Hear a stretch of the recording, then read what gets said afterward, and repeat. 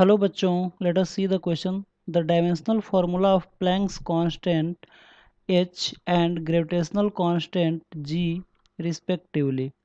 Question ये कह रहा है कि डायमेंशनल फार्मूला निकालना है प्लैंक्स कांस्टेंट h का और ग्रेविटेशनल कांस्टेंट g का, और वो रिस्पेक्टिवली कौन सा है। चार ऑप्शन दिया हुआ है। तो आइए देखते हैं इस क्वेश्चन का मेन की कॉन्सेप्ट क्या है, जिसके बेस पे हम लोग इस क्वेश्चन को सॉल्व करेंगे। ठीक है ना। तो जो मेन की कॉन्सेप्ट है इस क्वेश्चन का वो ये है कि this question is based on dimensional formula.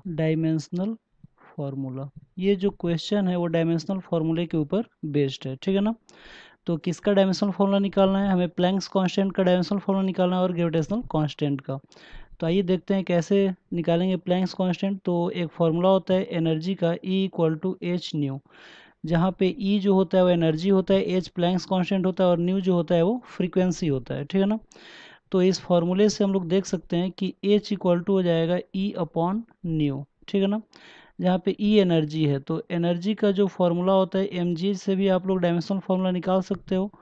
तो mgh में m हो जाएगा, क्योंकि मास होता है g, acceleration due to gravity है तो LT-2 हो जाएगा, और h हाइट है तो इसका L हो जाएगा।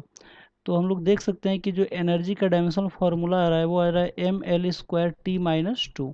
ठीक है। और न्यू जो होता है, न्यू = 1/t होता है, यानी कि टाइम का रेसिप्रोकल होता है, यानी कि t⁻⁻1। ये हमारा न्यू का डायमेंशनल फार्मूला होगा। तो यहाँ पे एच का जो डायमेंशनल फार्मूला हो जाएगा वो ई के जगह पे इसकी वैल्यू रख लेते हैं, तो ये आ जाएगा mL²T-2। ठीक है।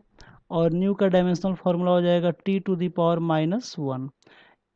तो यहाँ से एक t⁻⁻1 से एक t⁻⁻1 कैंसिल आउट हो जाएगा, तो ये आ जाएगा mL²T-1। तो ये हमारा एच का डायमेंशनल फार्मूला हो जाएगा mL²T-1। अब आइए देखते हैं कि हमारा जी का डायमेंशनल फार्मूला क्या होगा। तो कैपिटल जी का डायमेंशनल फार्मूला निकालने के लिए हम लोग न्यूटन ग्रेविटेशनल लॉ का हम लोग यूज कर सकते हैं। ठीक है ना।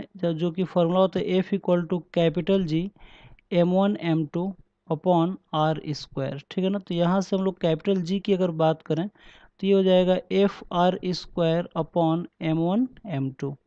ठीक है। तो फोर्स का जो डायमेंशनल फार्मूला होगा, फोर्स = मास इंटू एक्सेलरेशन होता है, तो मास का m हो जाएगा और LT-2 हो जाएगा एक्सेलरेशन का। तो फोर्स का डायमेंशनल फार्मूला हो जाएगा mLT-2। तो इस हिसाब से हम लोग अगर कैपिटल जी की वैल्यू अगर निकालें तो F के जगह पे उसका डायमेंशनल फार्मूला लिखेंगे mLT-2। ठीक है।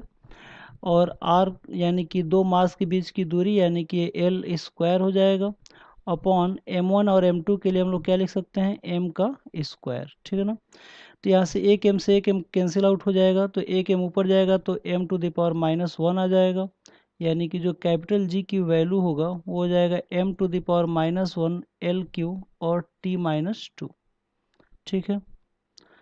देख सकते हैं आप लोग, यहाँ से m से m कट जाएगा तो एक m ऊपर चला जाएगा और L³ हो जाएगा और T-2। तो ये आ जाएगा हमारा ग्रेविटेशनल कांस्टेंट। ठीक है ना। तो आइए देखते हैं कौन सा ऑप्शन सही है। तो यहाँ पे जो सेकंड ऑप्शन है वो बिल्कुल सही आ रहा है। यहाँ पे देख सकते हैं आप लोग कि जो सेकंड ऑप्शन है हमारा वो है mL²T-1 और m-1 L³ और T-2। और यही हमारा प्लैंक्स कांस्टेंट का भी आया था, mL²T-1 और m-1 L³ और T-2। ये आया था हमारा ग्रेविटेशनल कांस्टेंट की वैल्यू। तो आई होप आप लोगों को क्वेश्चन समझ में आया होगा। Thank you very much, good luck.